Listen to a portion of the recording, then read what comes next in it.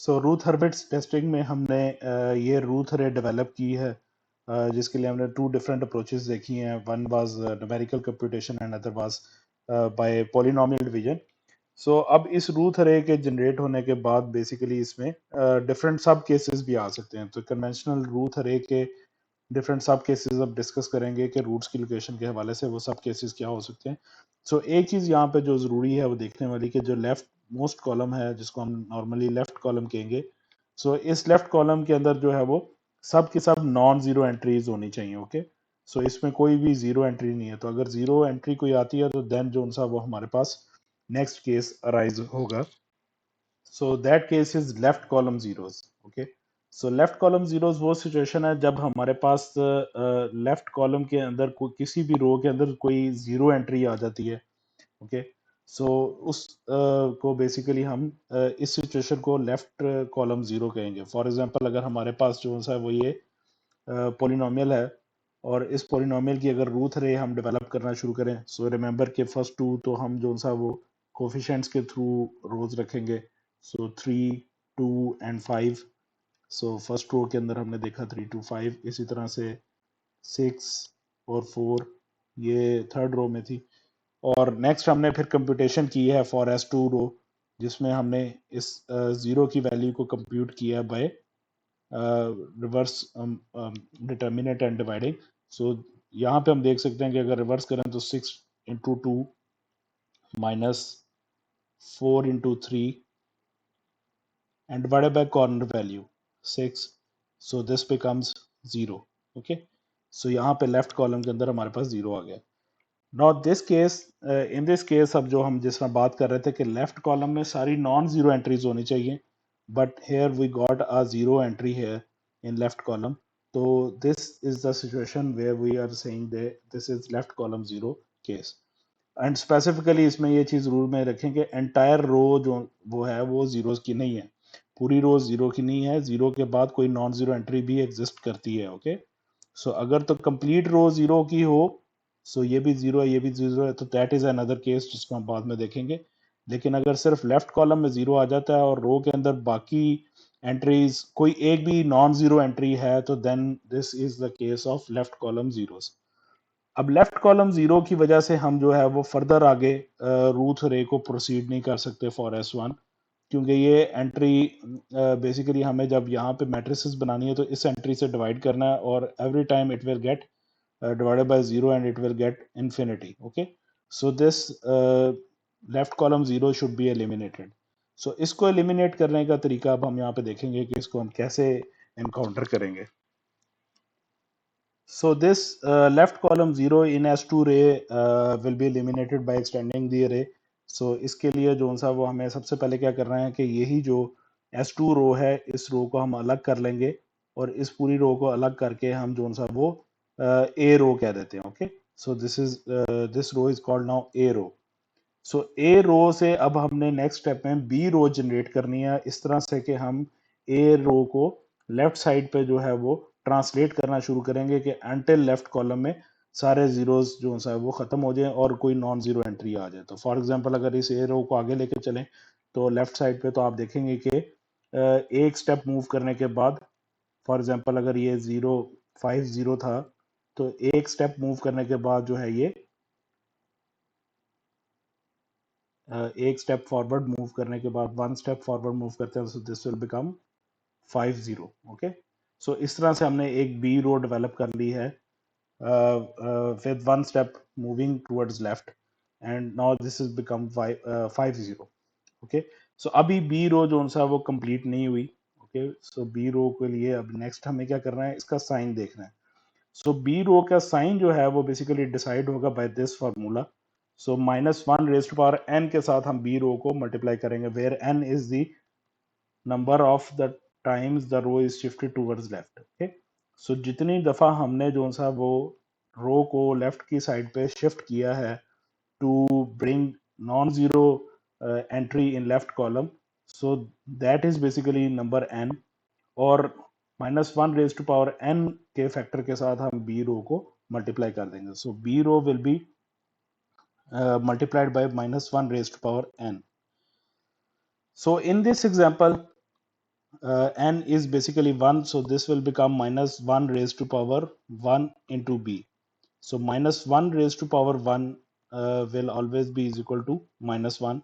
So that means कि आप complete b जो रो है उसको minus 1 के साथ मल्टीप्लाई कर दें, मतलब पूरी complete b रो का साइन चेंज हो जाएगा. So यहाँ पे अब आपने देखा कि इस स्टेप के बाद minus 1 raised to power n के साथ मल्टीप्लाई करने के बाद so we got finally this b row in which now the sign is changed. Okay, so ये minus 5 0 होगी b row. So that's how we made the b row.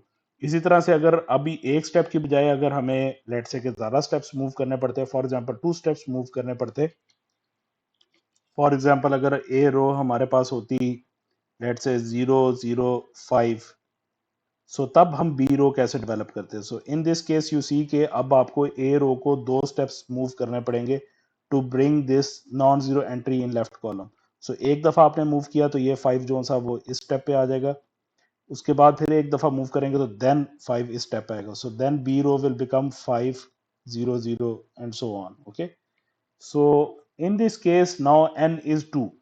ठीक है जी, यहाँ पे n 2 है क्योंकि आपको जो सा है वो 2 स्टेप्स मूव करना पड़ा है इस नॉन जीरो 5 को जो सा है वो लेफ्ट मोस्ट कॉलम में लाने के लिए. ओके, सो 2 स्टेप्स जब आपने लेफ्ट मूव किया है तो now basically you will multiply this B row with minus 1 raised to power 2 by this formula. And इस फार्मूला में अगर आप देखें तो basically minus 1 raised to power 2 is equal to 1. Okay, so यहाँ पे जब आप इस फार्मूला को मल्टीप्लाई करेंगे तो B row will have only the same will be multiplied by 1 means कि it will have the same sign. इस केस में अब आपका साइन चेंज नहीं हो रहा, यहाँ पे अगर ये प्लस था तो अभी बी रो में भी ये प्लस रहेगा. Now this B row is finalized. Okay, so इस तरह से ये बी रो हमने डेवलप की है. सो रिमेंबर कि दिस फार्मूला, अब यहाँ पे अब इस चीज को जेहन में रखें, बड़ा शॉर्ट सा इसका जो कंप्यूटेशन का मेथड है. So when n is basically even, so जब भी n कोई भी इवन नंबर होगा so then basically minus 1 raised to power will over raised to power n will always be is equal to 1. Okay, so for even number, for even power minus 1 raised to power n is always 1, and for n is equal to odd number, so minus 1 raised to power will always be equal to minus 1. Okay, सो ये दो जो है बड़े वो short से conclusion है. So in this case for B row you just have to look out कि आपको ए रो को कितनी दफा मूव करना पड़ा है to bring non zero entry in left column. So अगर आपको odd number of steps move करना पड़ा है so then you will change the sign of B row, क्योंकि उसमें हमेशा minus 1 raised power n minus 1 होगा. दैट मीन्स के पूरी बी रो का साइन चेंज करना है. और अगर आपने इवन स्टेप मूव किया जिस तरह कि हमने यहाँ पे देखा 1 स्टेप एंड देन 2 स्टेप, तो even step 2 number of steps, even number of steps move किया है तो तब आप बी रो का साइन चेंज नहीं करेंगे. That will remain the same as A row. Okay, so A row की तरह ही बी रो का साइन रहेगा. सो ये बड़ा एक सिंपल सा जो है वो स्टेप है कि how B row is formed. So दो चीजें हैं बी रो में. एक तो आपने जो सा वो ए रो को लेफ्ट मूव करते हुए जो सा वो नॉन जीरो एंट्री को लेफ्ट कॉलम में लेके आना है, and second thing is the sign of the B row. और अगर आपने इवन स्टेप मूव किए हैं तो साइन वही रहेगा जो ए रो का है, और अगर आपने odd number of steps move किए हैं तो तब आप जो सा वो पूरी बी रो का साइन इन्वर्ट कर देंगे, उसको निगेट कर देंगे, चेंज कर देंगे. So that's how you will make the B row. So for next step, अब जो S2 रो पूरी डेवलप होनी है वो S2 रो कैसे डेवलप होगी. फॉर डेवलपिंग S2 रो अब आपको क्या करना है कि ए और बी रो की जो कॉलम्स हैं उनकी एंट्रीज को ऐड अप करना है. सो यहाँ पे 0 माइनस 5 ऐड होंगे तो दिस विल बिकम माइनस 5, और इसी तरह से 5 प्लस 0 ऐड होंगे so this will become 5 here. Okay, so ये दोनों कॉलम की entries consecutive rows in this column will be added to give minus 5, and these two consecutive rows in this column will be added to give 5. So that's how you will make the new S2 row. अब आप जो सा वो left column 0 की जो रो थी इस पूरी रो को जो सा वो रिप्लेस कर देंगे with this S2 row. So the new S2 row will be completed by adding these two. Okay, so that's how हमने जो सा वो इसको complete किया.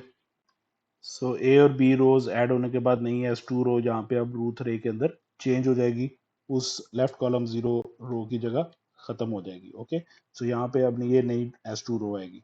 और अब इस नई एस टू रो के साथ आप सेम ओल्ड कन्वेंशनल प्रोसीजर के साथ एस वन और एस नॉट की वैल्यू कंप्यूट करते जाएंगे कि अंटिल आप लास्ट वैल्यू तक पहुंच जाए. ओके, जो कि आखिरी सिंगल वैल्यू होगी. एंड देन फर्दर आप जो सा वो अरे की करेक्ट कंप्लीशन के लिए जो है वो कोफिशिएंट सिग्निफिकेंट टेस्ट भी लगा सकते हैं. ये देखें कि हर अल्टरनेट रो में लास्ट एंट्री रिपीट हो रही है. ओके, सो इस तरह से हम जो है वो रूथ अरे को कंप्लीट करेंगे. और लेफ्ट कॉलम देख लें कि left column completely is made up of non zero entries. कोई भी एंट्री इसमें जीरो नहीं है. ओके, पॉजिटिव या नेगेटिव हो सकती हैं लेकिन जीरो नहीं होनी चाहिए. सो अगर जीरो आता है लेफ्ट कॉलम के अंदर, so that's how you will eliminate that left column 0. And now to check the root locations. अब आप लेफ्ट कॉलम के ऊपर जो सा वो रूट लोकेशन टेस्ट लगाएं. सो अगेन वो that is the same which we have seen previously कि you have to look out the sign changes in left column. So first entry positive थी, second भी पॉजिटिव थी, लेकिन third entry change हुई positive to negative, एक sign change. उसके बाद fourth entry फिर चेंज हुई negative to positive, another sign change. Okay, and उसके बाद फिर पॉजिटिव ही रही. सो यू सी यहाँ पे हमें दो साइन चेंजेस मिली हैं, एक ये प्लस से -5 हुआ और -5 से +10 हुआ. So there are two sign changes. So two sign changes means there are two LHP, there are two RHP poles. Okay, so the number of sign changes in left column gives you the roots. So here we have two RHP roots and total roots were 4. So two चार में से जो सा वो दो का decide हो गया कि वो दो RHP रूट्स हैं and the remaining two roots will be in LHP. Okay, so left column को जब हम टेस्ट करते हैं सो दैट ये साइन चेंज हमें हमेशा RHP number of RHP roots बताता है और बाकी जितने बच जाते हैं उनको हम LHP में कंसिडर कर लेते हैं. So that's how you will see the left column case to finally find out the root locations. So these are the some problems which might have left column 0. So इनको बिल्कुल इसी तरह से आप सॉल्व आउट करेंगे and number of RHP roots हमने इसमें find out किए हैं, आंसर्स आपको गिवन है. ओके, सो यहाँ पे देख लें कि इसके अंदर अब बेसिकली S⁻³ का फैक्टर है तो मीन्स 3 टोटल रूट्स होंगे. सो 2 आर RHP रूट्स. ये रूट अरे जब आप डेवलप करेंगे तो वहां से अब आप लेफ्ट कॉलम पे टेस्ट लगा के ये चेक करेंगे and the remaining one root will be in LHP. Okay, so ये two RHP roots हैं and one root will be in LHP. इसी तरह से यहाँ पे देखें तो हमारे पास टोटल 4 रूट्स हैं तो 2 roots are in RHP. Root array develop करने के बाद ये चीज़ आपका रिजल्ट निकलेगा, 2 साइन चेंजेस होंगी and the remaining 2 roots are in LHP. Similarly यहाँ पे एक RHP है तो 3 जो सा वो हमारे पास remaining 3 roots will be in LHP. And इस केस में टोटल 5 रूट्स हैं तो 2 RHP रूट्स अगर हैं तो remaining 3 roots will be in LHP. Okay, so that's how you will go for these problems.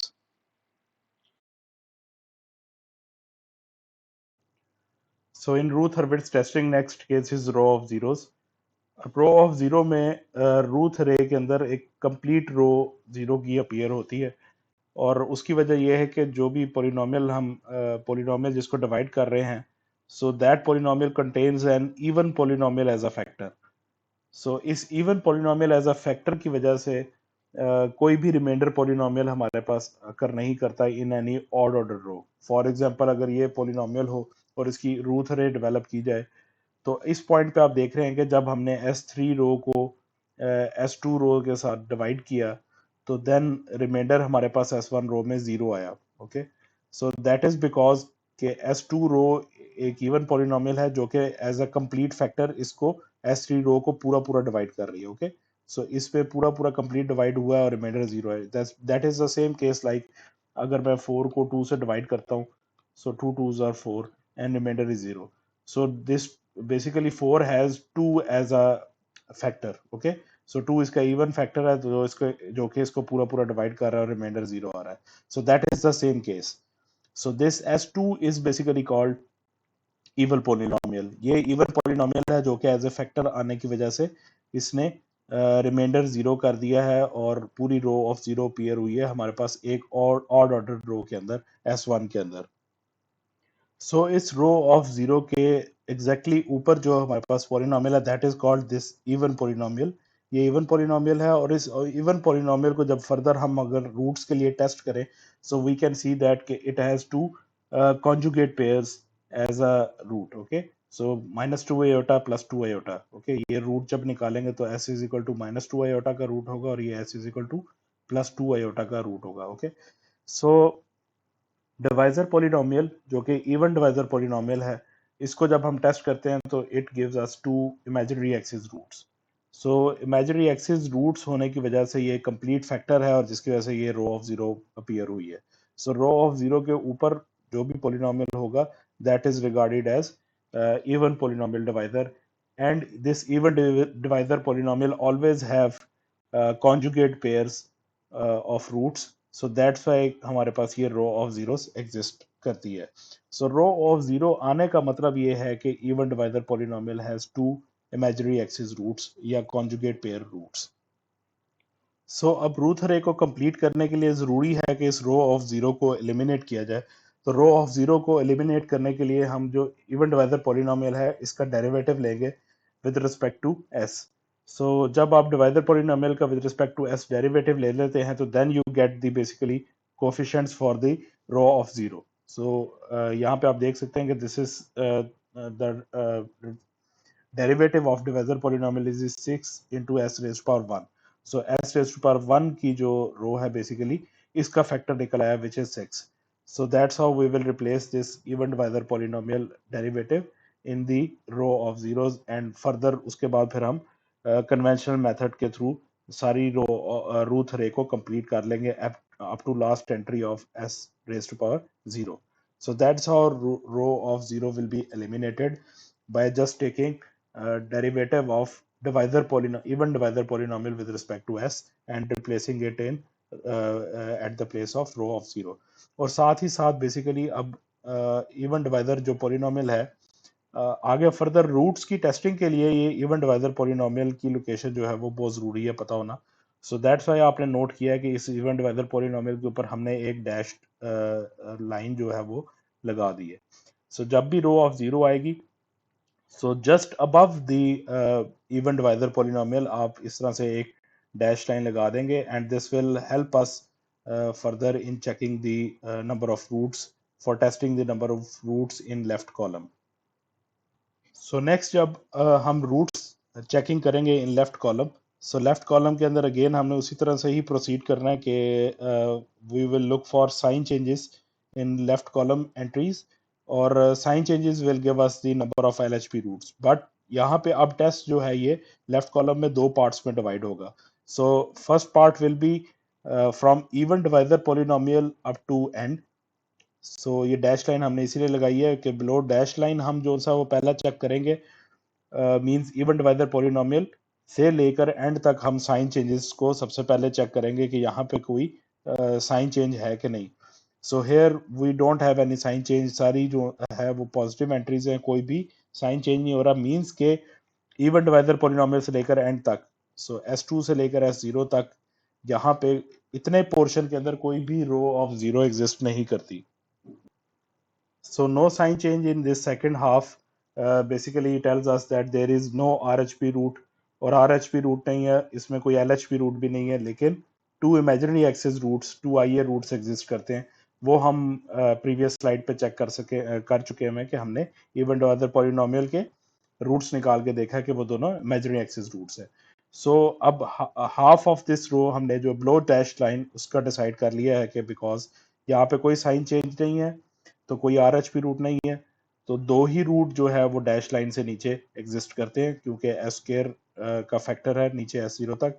So, दो ही रूट्स जो हैं वो बेसिकली दोनों इमेजिनरी एक्सिस रूट्स हैं, एंड दैट टू बिकॉज के हमारे पास S1 रो के अंदर रो ऑफ 0 अपीयर हुई थी. Okay, so that row of 0 is the indication of 2 roots. Okay, so यहाँ पे रो ऑफ 0 आने का मतलब यही था कि यहाँ पे इस इवन डिवाइजर पॉलिनोमियल की वजह से दो इमेजिनरी एक्सिस रूट्स जो है वो एग्जिस्ट करते हैं। सो इन सारे रूट्स के अंदर से अब टोटल हमारे पास पता है आपको कि 5 रूट्स हैं, तो 5 में से 2 डिसाइड हो गए हैं जो कि बिलो डैश लाइन है और वो दोनों इमेजिनरी एक्सिस रूट्स हैं। नेक्स्ट सेकंड चेक में अब हम जो है वो फर्स्ट रो से स्टार्ट करेंगे and starting from first row we will come up to basically even divisor polynomial. So that means के जो इवन डिवाइजर पॉलिनोमियल है that will be tested twice. Okay, so even divisor polynomial 2 दफा test होगा। First test में ये below dash line भी consider हुआ up to last row, and second test में ये from first row up to even divisor polynomial हम left column के अंदर साइन चेंजेस को ऑब्जर्व करेंगे। So hence again we have in the second test we also don't have any sign change in left column, so that means कि we don't have any RHP roots here, so कोई भी RHP root नहीं होगा। तो अब remaining roots कहाँ पे हैं, तो बेसिकली जो टोटल 5 रूट्स थे, सो 5 रूट्स में से 2 तो हमने देख लिए वो IA में है, तो बाकी बचे 3। So all the remaining 3 roots are in LHP because we don't have any sign change here, और कोई साइन चेंज ना होने की वजह से कोई RHP रूट नहीं है, सो the remaining will be in LHP। So in total we have 3 LHP roots here and 2 imaginary axis roots here. So that's how we will solve the case of row of zeros.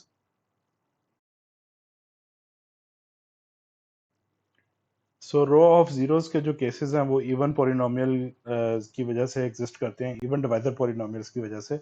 और even divisor polynomials की locations हमने देखा है कि basically वो symmetric about imaginary axis होंगे and they always exist in conjugate pairs. और इसी तरह से अगर ऑड पॉलिनोमियल भी मतलब कंप्लीट डिवाइजर पॉलिनोमियल हो, सो उसमें भी फर्क सिर्फ इतना है कि एक एस का फैक्टर अगर उसमें से मल्टीप्लाई करके हम साइड पे कर लें तो remaining will always again become an even polynomial.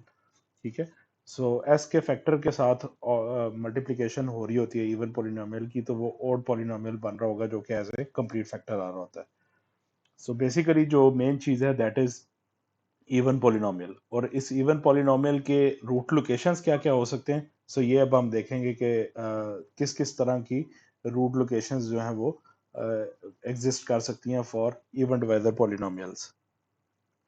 So even polynomials has these 3 types of root locations. First one is imaginary axis conjugate pair. Okay, so first one is the imaginary axis conjugate pairs, जिस तरह से अभी हमने पिछली example में भी देखा है। तो एक इवन पॉलिनोमियल के अंदर रूट लोकेशंस की ये पॉसिबिलिटी हो सकती है कि इमेजिनरी एक्सिस के ऊपर ये कॉन्जुगेट पेयर्स हो। Second one is real axis conjugate pair, real axis पे भी कॉन्जुगेट पेयर्स हो सकते हैं। For example row of zero का केस आया है और हमें लेफ्ट कॉलम के अंदर बिलो द इवन पॉलिनोमियल अगर उस टेस्ट में हमें एक साइन चेंज मिल जाती, दैट मीन्स कि एक RHP रूट है, लेकिन क्योंकि ये इवन पॉलिनोमियल के अंदर आया है RHP root, so that is must के इसका कोई ना कोई कॉन्जुगेट पेयर LHP में भी होगा। ओके, सो इवन पॉलिनोमियल की ये 2 पॉसिबिलिटीज आपने देखा है कि IA कॉन्जुगेट पेयर भी हो सकता है, रियल एक्सिस कॉन्जुगेट पेयर भी हो सकता है, and third one is quadrature conjugate pair. So that means कि हमारे पास जो है वो इस तरह से जो इवन पॉलिनोमियल्स हैं वो क्वाड्रेचर फॉर्म के अंदर कॉन्जुगेट पेयर्स होंगे। ओके, सो ये रियल एक्सिस के अबाउट भी कॉन्जुगेट पेयर्स हैं और इमेजिनरी एक्सिस के अबाउट भी कॉन्जुगेट पेयर्स हैं।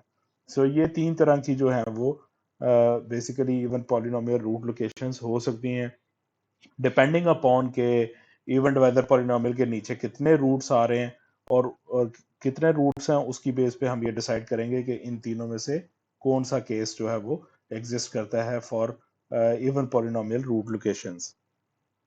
फॉर एग्जांपल इस कंप्लीटेड रूट अरे में अगर आप देखें, सो यहाँ पे इस पॉइंट के ऊपर डैश लाइन का मतलब है कि this one is the even divisor polynomial, ये इवन डिवाइजर पॉलिनोमियल है, we can write is as even polynomial. और S1 रो के अंदर यहाँ पे रो ऑफ जीरो आई होगी एक्चुअली। ओके, सो एक ही एलिमेंट है तो एक ही जीरो आने का मतलब है कि एंटायर रो ही जीरो है, तो यहाँ पे कहीं रो ऑफ जीरो आई होगी। तो इसको बेसिकली हमने फिर जिस तरह से देखा कि हमने इवन डिवाइजर पॉलिनोमियल के डेरिवेटिव लेके इसको हमने फिलअप किया है इस जगह के ऊपर। सो अब ये कंप्लीटेड रूट रे है। सो इस रूट रे के अंदर हम देखें तो रूट लोकेशंस किस तरह से हैं कि फर्स्ट हमने जो है वो इवन डिवाइजर पॉलिनोमियल से लास्ट एंट्री तक जो है लेफ्ट कॉलम के अंदर टेस्ट लगाना है। तो इसमें हम देखें तो we don't have any sign change here, so सारे के सारी पॉजिटिव एंट्रीज हैं। So no sign change means के कोई आर एच पी रूट नहीं है। ओके, बट ये क्योंकि रो ऑफ जीरो का केस था, सो यहाँ पे आर एच पी रूट नहीं है, तो यहाँ पे अब जो even polynomial root locations exist करेंगी वो two imaginary axis conjugate pairs होंगे। ओके, सो जिस तरह से हम ऑलरेडी देख चुके हैं, तो ये इमेजिनरी एक्सिस के ऊपर कॉन्जुगेट पेयर्स होंगे, फॉर एग्जांपल इस तरह। ओके, और सेकंड टेस्ट हमारे पास है from first row up to even divisor polynomial. Again even divisor polynomial will be tested twice, और सेकंड टेस्ट में भी हम देखें तो from first element to the even divisor polynomial there is no sign change। so ये above even polynomial का जो factor है इसको हम कन्वेंशनल पुराने तरीके से ही देखेंगे। तो यहाँ पे भी कोई LHP कोई बेसिकली जो है वो साइन चेंज नहीं है, तो मींस कोई RHP रूट नहीं है, and we have only remaining these two roots, and then these two roots will be in LHP। so that's how we will define root locations in row of zeros case। So zero R H P roots हैं, two L H P ये top वाले roots two L H P roots हैं, और इसी तरह से second जो है ये रो ऑफ जीरो का जो केस था वो इस जगह के ऊपर ये दो इमेजिनरी एक्सिस रूट्स हैं। इसी तरह से नेक्स्ट एग्जांपल में देखें तो नेक्स्ट एग्जांपल में भी S4 is now the even divisor polynomial, इसके ऊपर डैश लाइन है, दैट मींस कि S3 रो के अंदर रो ऑफ जीरो अपीयर हुई होगी। ओके, सो इसको हमने फिर उसी तरह से कंप्लीट किया है। Now for testing again from even divisor polynomial to last entry, and here we see one sign change। okay, so यहाँ पे आप एक sign change देख रहे हैं from positive to negative, that means कि यहाँ पे एक RHP root available है। okay, so एक RHP root that is coming basically below even divisor polynomial। okay, तो डैश लाइन के नीचे आने का मतलब है कि यहाँ पे कॉन्जुगेट पेयर जरूर एग्जिस्ट करेंगे रो ऑफ जीरो की वजह से। तो अगर एक आर एच पी रूट है, सो देर इज मस्ट के इसी के अगेंस्ट इसका एक conjugate pair L H P root में भी होगा, एल एच पी रूट भी होगा। फॉर एग्जाम्पल जो हमने सेकेंड केस देखा था कि अगर यहाँ पे आर एच पी में इवन पोलिनोमियल के केस में आर एच पी पे कॉन्जुगेट पेयर है, तो एल एच पी में भी उसका एक कॉन्जुगेट पेयर एग्जिस्ट करेगा। Okay, so this sign change will tell us this कि एक आर एच पी और एक एल एच पी। अच्छा, अब ये टोटल चार रूट्स हैं, तो चार रूट्स में से दो तो डिसाइड हो गए कि एक R H P L H P conjugate pair है। सो रिमेनिंग टू कहाँ पे हैं? सो रिमेनिंग टू, क्योंकि अब साइन चेंज नहीं है तो आर एच पी और एल एच पी तो नहीं हो सकते, वो तो एक एक ही है, तो remaining two are basically I A pairs. Okay, so दो इसमें आई ए पेयर्स भी हैं, that will be like this way. Okay, so because के इवन डिवाइजर पॉलिनोमियल है, तो इस तरह से अभी हमने चारों रूट लोकेशंस को डिफाइन किया है। okay, and the second test will be from first element to up to even divisor polynomial, and in that case basically यहाँ पे कोई साइन चेंज नहीं है, तो कोई आर एच पी रूट नहीं है, सो दैट मीन्स कि ये रिमेनिंग जो दो रूट्स हैं, those two roots are the two roots are on LHP। so LHP में जब भी ये आ रहे हैं तो बेसिकली ये रियल एक्सिस के ऊपर कहीं पे होंगे। so that's how we will we will find out the root locations in this case। okay, so यहाँ पे अब हमारे पास टोटल जो सा वो 3 LHP हो जाएंगे। Okay, so total 3 LHP roots हैं, 1 RHP रूट है जो कि एक के साथ कॉन्जुगेट पेयर है, और 2 इमेजिनरी एक्सिस रूट्स हैं। So that's how we will find out all the root locations in this case of row of zeros। Third example में देखें तो थर्ड एग्जांपल के अंदर अब लेफ्ट कॉलम टेस्टिंग के अंदर from even divisor polynomial up to last entry we have two sign change. Okay, first sign is changing from plus to minus, and then from minus to plus again। okay, so two sign changes means that below even divisor polynomial we have two RHP roots। okay, so two RHP roots होने का मतलब है कि इसी के जो सा वो दो कॉन्जुगेट पेयर्स LHP में भी एग्जिस्ट करेंगे। Okay, so two RHP roots, तो देन टू LHP रूट्स भी होंगे। ओके, और सेकंड टेस्ट में हमारे पास जो है वो first element to up to even divisor polynomial there is no sign change, no RHP roots, so the remaining one root जो एक बच गया था, so that remaining one root is also in LHP. So in total we have basically two RHP roots और 3 LHP roots. Okay, so 2 RHP में से दो LHP हैं टोटल 3 में से, ये 2 RHP और 2 LHP आर कॉन्जुगेट पेयर्स. ये क्वाड्रेचर कॉन्जुगेट पेयर्स हो सकते हैं, जिस तरह से हमने भी पहले केस में देखा है पिछली स्लाइड के ऊपर. और एक जो सा वो रियल एक्सिस के ऊपर रूट होगा and zero imaginary axis root. So row of zeros के केस ऐसे भी हो सकते हैं इवन वेदर पॉलिनोमियल के केस के जिसपे इमेजिनरी एक्सिस पे कोई कॉन्जुगेट पेयर ना हो. ओके, सो ये वो केस है जिसपे हमने देखा कि क्वाड्रेचर कॉन्जुगेट पेयर्स एग्जिस्ट करते हैं. एंड दैट इज बिकॉज के इवन वेदर पॉलिनोमियल के ऊपर लेफ्ट कॉलम के अंदर 2 दफा साइन चेंजेस आई हैं. Presence of 2 RHP root means के उनके अगेंस्ट उनके कोई ना कोई LHP कॉन्जुगेट पेयर्स भी लाजमी होंगे. Okay, so that's how we will see all the cases of row of zeros and how we will find out the even polynomial root locations. So these are some practice problems for Routh-Hurwitz testing, which might involve a row of zero. Okay, so ये वो cases हैं जिसमें row of zeros आएंगी and you have to find out number of RHP roots. So similarly you will make the Routh array. So Routh array develop करने के बाद आप उसमें से number of RHP roots और similarly इसी तरह से आप number of LHP and number of IA roots भी find out कर सकते हैं. Okay, so यहाँ पे आप देख सकते हैं सिर्फ RHP roots के बारे में बताया गया है. सो टोटल 4 रूट्स हैं. तो अगर एक RHP है तो दैट मीन्स के इसके अगेंस्ट जो सा वो एक LHP कॉन्जुगेट पेयर्स रूट होगा. ठीक है, और बाकी रिमेनिंग जो हमारे पास बच जाएंगे वो LHP में होंगे. So 1 is in RHP, so 1 RHP root and remaining 3 are in LHP. Okay, and इसी तरह से इस एग्जांपल के अंदर अगर हम देखें तो 0 RHP रूट्स आंसर में दिया गया है. सो 0 RHP रूट्स और अगर इसमें रो ऑफ जीरो आती है तो दैट मीन्स के हमारे पास अब रो ऑफ जीरो कहाँ पे आ रही है, तो दैट मीन्स के यहाँ पे इमेजिनरी एक्सिस कॉन्जुगेट पेयर्स भी हो सकते हैं. ओके, और इसी तरह से हो सकता है कि LHP रूट्स भी आ जाए. दैट डिपेंड्स कि अब रो ऑफ जीरो किस जगह पे आती है उसकी बेस पे डिसाइड होगा कि 2 IA रूट्स हैं या चारों के चारों ही IA रूट्स हैं. ओके, सो ये अब सॉल्व करके आप फर्दर इसको टेस्ट कर सकते हैं. इसी तरह से यहाँ पे भी 2 RHP रूट्स हैं. सो टोटल 5 में से जो रिमेनिंग 3 रूट्स होंगे, so these 3 roots could be like imaginary axis roots भी हो सकते हैं या कॉन्जुगेट पेयर्स RHP के भी LHP कॉन्जुगेट पेयर्स भी हो सकते हैं. सो इन प्रॉब्लम्स को आप फर्दर इसी तरह से सॉल्व करें and then you can find out के रो ऑफ जीरो आती है तो किस तरह से conjugate pairs even polynomial root locations किस तरह से कॉन्जुगेट पेयर्स में एग्जिस्ट कर रही होंगी. In Routh-Hurwitz testing, next case is for multiple roots. Multiple roots, in other words, we can also say that repeated roots. Okay, so repeated roots का case multiple roots का case एक ही बात है. सो अगर हमारे पास मल्टीपल रूट्स एग्जिस्ट करते हों किसी भी पॉलिनोमियल के अंदर, तो देन जो इवन डिवाइजर पॉलिनोमियल है that even divisor polynomial itself has another even divisor polynomial जो उसको पूरा पूरा डिवाइड करेगा विद जीरो रिमाइंडर.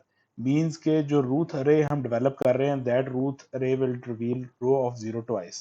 सो 2 दफा रो ऑफ जीरो आएगी हमारे पास रूथ अरे के अंदर. एक दफा रो ऑफ जीरो आई, उसको हमने एलिमिनेट किया तो then again row of zero फिर अपीयर होगी. ओके, ये सेम बिल्कुल इस तरह से बात है जिस तरह से हम 16 की बात करें तो 16 has two even polynomial two even numbers basically as a factor means 4 into 4. Okay, और इसी तरह से अगर हम इस फर्दर फैक्टर 4 की बात करें तो 4 itself has even factors 2 into 2. Okay, so ये बेसिकली मल्टीपल रूट्स का या रिपीटेड रूट्स का केस आप कह सकते हैं. तो इस तरह से कि इवन जो भी आपके पास polynomial it has even factors और उन इवन फैक्टर्स के आगे अगेन फर्दर उसके भी सब इवन फैक्टर्स एग्जिस्ट करते हैं. अब ये रिपीटेड रूट्स का केस जो है सिस्टम की स्टेबिलिटी के बारे में बहुत कुछ फौरन ही रिवील कर देता है. फॉर एग्जाम्पल अगर हम बात करें कि अगर एक रो ऑफ जीरोज आती थी जिस तरह कि हमने पहले देखा था, तो at best system is marginally stable. हमने देखा था कि बेस्ट से बेस्ट अगर स्टेबिलिटी की तरफ जाएं तो ये केस हो सकता था हमारे पास कि IA कॉन्जुगेट पेयर्स एग्जिस्ट करते हो. Okay, so in this case system is marginally stable. Okay, ये मार्जिनली स्टेबल का केस है. सो बेस्ट पॉसिबिलिटी ये थी कि एक रो ऑफ जीरो में सिस्टम मार्जिनली स्टेबल हो सकता है if some roots are on IA and others are in LHP। मतलब अगर एक पेयर कॉन्जुगेट पेयर IA पे हो और बाकी LHP में सारे रूट्स हों, so then और कोई भी RHP root ना हो, तो then we can say that the best system is marginally stable. But when we have two row of zeros, then system will be unstable. Okay, so we have repeated roots or multiple roots means के row of zero दो दफा आई है, so the system will be unstable. Now we have, if we have this kind of IA pair, so अब repeated roots row of zero twice होने की वजह से that means कि we have repeated root here. So ये repeated root का case आपको पता है कि ये unstable केस है. ओके, सो दो दफा रो ऑफ जीरो आने का मतलब ये होगा कि हमारे पास जो है वो अब मल्टीपल रूट्स या रिपीटेड रूट्स अवेलेबल हैं सिस्टम के अंदर. So for example if we have this polynomial और इसकी अगर हम रूट रे बनाना स्टार्ट करें, सो देन वी सी के S3 रो के अंदर रो ऑफ जीरो आ गई. सो दैट मींस दिस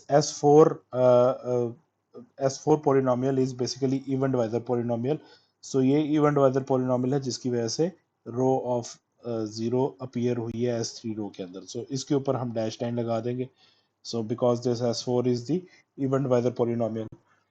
अब नेक्स्ट जो है वो इस रो ऑफ जीरो को हम खत्म करने के लिए बेसिकली E1 ऑफ S, ये इवन डिवाइजर जो पॉलिनोमियल है इसका डेरिवेटिव ले लेंगे with respect to S and will replace it as in S3 row against row of zero. So that's how we will do. अब इसका हमने डेरिवेटिव लिया और डेरिवेटिव को जो है वो कोफिशिएंट्स को हमने S3 रो की जगह प्लेस कर दिया. So further next truth array को कंप्लीट करते हुए we again saw that S1 रो के अंदर again row of zero appear होगी and here this S2 row is the basically row of zero. So basically S2 row is the even divisor polynomial. So ये even divisor polynomial S2 row again से यहाँ पे ये एक और even divisor polynomial है जिसकी वजह से row of zero आई. सो इस रो ऑफ जीरो को एलिमिनेट करने के लिए बेसिकली अब हमें S2 पे जो सेकंड इवन डिवाइजर पॉलिनोमियल है विच इज 24S² प्लस 96, इसका जो है वो डेरिवेटिव लेना है. And we can also see that के इसके अगर हम आगे रूट्स निकालें, so it is showing us two roots, two imaginary axis roots. So इसका डेरिवेटिव कंप्लीट लेने के बाद इवन डिवाइजर पॉलिनोमियल के बाद अगेन हम उसको रिप्लेस कर देंगे against row of zero. So that's how we have completed the root array. Now ये repeated roots का केस है, multiple roots का केस है. So we saw basically two row of zeros and इसी तरह से इसमें दो even divisor polynomial है. One is S4, that was the first even divisor polynomial, and second one is the S2 row, that was the second even divisor polynomial. सो अब इसी तरह से जो रूट्स की लोकेशन को लेफ्ट कॉलम में test करने का जो मेथड था वो बेसिकली टेस्ट भी अब तीन पार्ट्स में डिवाइड हो जाएगा. Okay, so in completed root अरे अब जब हम रूट लोकेशंस चेक करेंगे तो first test will be from second even divisor polynomial up to last element. So left column में सबसे पहले हम ये टेस्ट करेंगे एंड वी सी के यहाँ पे हमारे पास लेफ्ट कॉलम के अंदर कोई साइन चेंज नहीं है. So no sign change means कि there is no RHP root. So no RHP root होने की वजह से इसके अगेंस्ट कोई भी जो सा इसका LHP रूट नहीं होगा. ओके, सो इस क्योंकि रो ऑफ जीरो के अंडर की बात थी तो हमें पता है कि यहाँ पे कॉन्जुगेट पेयर्स में रूट एग्जिस्ट करेंगे. तो अगर RHP रूट नहीं है तो कोई भी इसका कॉन्जुगेट पेयर LHP रूट नहीं होगा. Okay, so that means that these two roots are basically, that was S2, so these two roots are basically imaginary axis conjugate pairs. These are two IA roots. Okay, इसी तरह से अब second test के लिए we will start from first even divisor polynomial up to second even divisor polynomial. so ये second हमारा test होगा. So first even divisor polynomial को भी इंक्लूड कर रहे हैं और second even divisor polynomial again फिर से इंक्लूड होगा. Okay, and in this case we also again see that here is no sign change in left column. so यहाँ से यहाँ तक कोई साइन चेंज नहीं है. तो दैट मीन्स कि यहाँ पे भी कोई RHP रूट नहीं है और कोई RHP नहीं है तो उसके अगेंस्ट कोई भी जो सा वो उसका कॉन्जुगेट पेयर LHP रूट्स में नहीं है. So again these two roots are basically IA roots. So ये दोनों भी अगेन 2 IA रूट्स होंगे। सो सेकंड टेस्ट में भी जो है वो हमारे पास 2 IA कॉम्प्लेक्स कॉन्जुगेट रूट्स ही आएंगे। So in third test, we will start from first row up to first even-to-either polynomial, and in this case, in this third test, we will see for left column sign changes. Again, here we have no sign change in this third test. No sign change means there is no RHP roots, and RHP roots नहीं है तो ये roots भी नहीं है तो remaining these two roots are in LHP. So ये दोनों LHP roots होंगे. Okay, so these two roots are in LHP. So that's how इस तरह से हमने जो है वो लेफ्ट कॉलम को अब 3 पार्ट्स के अंदर डिवाइड करके टेस्ट किया। सो रिमेंबर कि जो इवन वेदर पोलिनोमियल है वो रिपीट होते हैं दोनों टेस्टिंग के अंदर। Okay, so second even whether polynomial जो सा वो फर्स्ट टेस्ट में भी आया जो कि S2 रो से S0 रो तक था। फिर इसी तरह से सेकंड जो इवन वेदर पोलिनोमियल था वो सेकंड टेस्ट में भी आया जो कि S4 रो से S2 रो तक था। एंड इसी तरह से जो है वो फर्स्ट इवन वेदर जो पोलिनोमियल है वो थर्ड टेस्ट में भी आया, रिपीट हुआ फर्स्ट रो से फर्स्ट इवन वेदर पोलिनोमियल तक। ओके, सो दैट्स हाउ इस तरह से हम 3 पार्ट्स के अंदर जो है वो मल्टीपल रूट्स के केस में, रिपीटेड रूट्स के केस में 3 पार्ट्स के अंदर हम लेफ्ट कॉलम को साइन चेंजेस के लिए चेक करेंगे। और इस तरह से टोटल हमारे पास जो है अब 0 RHP रूट्स हैं, 2 LHP रूट्स में आगे जो कि सबसे टॉप पे हैं, और इसी तरह से जो हमारे पास दो इमेजिनरी एक्सिस 2 IA रूट्स यहाँ पे बने थे और इसी तरह से 2 IA रूट्स यहाँ पे बने थे। So we had total 4 imaginary axis roots, and ये मस्ट है कि ये मल्टीपल कॉन्जुगेट पेयर्स होंगे, ये रिपीटेड रूट्स होंगे बिकॉज रो ऑफ जीरो 2 दफा ही है। So presence of row of zero twice will represent basically will confirm that कि ये दोनों जो ये चारों 4 इमेजिनरी एक्सिस रूट्स हैं ये मल्टीपल रूट्स हैं, ये कॉन्जुगेट पेयर्स में एग्जिस्ट कर रहे हैं। मींस कि we in this case we have repeated roots as a conjugate pairs. Okay, और 2 LHP रूट्स हमारे पास वो LHP में कहीं एग्जिस्ट कर रहे होंगे। So presence of multiple roots or presence of multiple row of zeros straight away regard this system as unstable system. Okay, so multiple roots की वजह से ये system unstable है। ये हम पहले देख चुके हैं कि how repeated roots will result into an unstable system.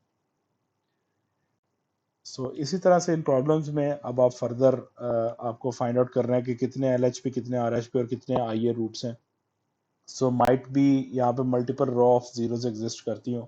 So multiple row of zeros अगर एग्जिस्ट करती होंगी तो रिमेंबर कि ये अनस्टेबल सिस्टम होगा और रिपीटेड रूट्स होंगे। सो क्वाइट पॉसिबल है कि अगर आप इस फर्स्ट एग्जांपल को देखें और इसमें अगर मल्टीपल रोज ऑफ जीरोस आती हैं, so in this case we can assume that कि ये जो 2 RHP अगर प्रोवाइडेड के मल्टीपल रो ऑफ जीरोस आई हैं इस रूट अरे के अंदर, so then from this result I can assume that के 2 RHP रूट्स और 2 LHP रूट्स जो हैं ये बेसिकली कॉन्जुगेट पेयर्स हैं और रिपीटेड कॉन्जुगेट पेयर्स हैं। ओके, सो ये इस तरह से है and it is unstable system. Okay, so provided कि अगर जो सा यहाँ पे लाजमी हमारे पास 2 दफ़ा रो ऑफ ज़ीरो आती है तो तब हम इस तरह से रूट की लोकेशंस को एज्यूम कर सकते हैं। सो इसी तरह से आप जो है वो इन बाकी प्रॉब्लम्स को भी सॉल्व करें, और अगर इनमें मल्टीपल रूट्स आते हैं या मल्टीपल रो ऑफ जीरोस आती हैं तो देन उसमें ये हमेशा अनस्टेबल सिस्टम ही होगा और इस तरह से रिपीटेड रूट्स का केस होगा। Okay, at last you have bigger problems. यहाँ पे आपको जो सिस्टम की रिप्रेजेंटेशन है वो in the form of block diagrams and signal flow graph दी हुई है। सो ये दो ब्लॉक डायग्राम्स आप देख सकते हैं। ओके, सो ये ब्लॉक डायग्राम्स हैं and this one is SFG signal flow graph. So आप इनके अंदर अब जो है वो SFGs और ब्लॉक डायग्राम को के रिडक्शन मेथड से और SFG को मेसन गेयर रूल के मेथड से आप रिड्यूस करेंगे and you will find out the transfer function. So basically आपको ये बताना है कि ये सिस्टम स्टेबल है या नहीं है। So first for stability of this system you have to basically find out the transfer function. So first you will compute basically transfer function of these systems. So transfer function निकालने के बाद denominator of the transfer function is the characteristics polynomial. So characteristics polynomial को basically आप Ruth हर्विट्ज testing के through check करेंगे। Okay, so characteristics polynomial will be tested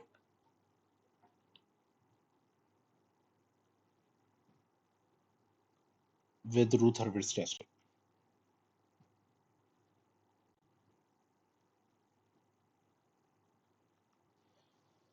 so characteristics polynomial को आप use करते हुए रूथ रे डेवलप करेंगे, और रूथ रे डेवलप करने के बाद आप जो है वो फर्दर इन प्रॉब्लम्स के अंदर सिस्टम की स्टेबिलिटी को चेक कर सकते हैं by looking at number of RHP, LHP and IA roots in this Routh array. So RHP, LHP और IA रूट्स फाइंड आउट करेंगे आप कितने हैं, तो उसकी बेस पे आप सिस्टम का बता सकते हैं कि सिस्टम स्टेबल होगा या अनस्टेबल होगा। Okay, so that's how you will solve these problems.